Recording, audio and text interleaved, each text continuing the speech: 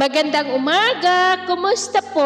Narito po ulit ang update natin para sa lagay ng ating panahon ngayong umaga po ng March 3, 2025. Sa ngayon po ay easterlies ang dominanteng hangin na umiihip sa ating bansa mula silangan ng Luzon, Visayas at Mindanao. Ang hanging amihan ay muli po nalalakas ang bugso nito bago mag-weekend at posibleng mamamaalam na yan bago matapos ang buwan na ito. At sa ating long-range forecast, consistent pa rin na walang bagyo po na namamataan na tatawid sa ating kalupaan for the next 2 weeks. At sa lagay ng ating panahon, ngayong madaling araw ay maayos ang panahon sa malaking bahagi ng bansa pero may chance pa rin na ma-isolated rain sa ilang bahagi ng Catanduanes, Legazpi, Sorsogon, Masbate, Romblon, Calapan, Palawan, Aklan, Cadiz, Cebu, Samar Provinces, Leyte at Surigao Provinces.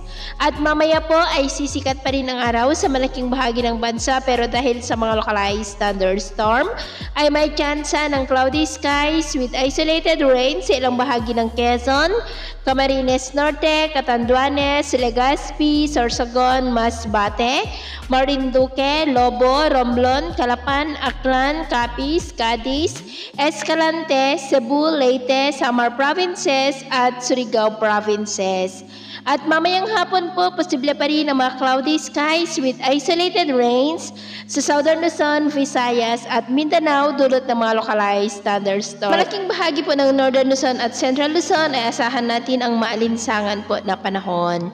At sa atin naman pong mga baybayin, wala naman po tayong nakataas na anumang gale warning signals. Pero iba yung pag-iingat lamang po kung papalaot tayo para mas makaiwas sa mga sakunang pangkaragatan. So, yun po ang latest update natin sa araw na ito. Tagapamuli si James na nagsasabing sa kahit na pagsubok po na darating sa ating buhay, huwag po tayong mawawalan ng pag-asa. Thank you and God bless!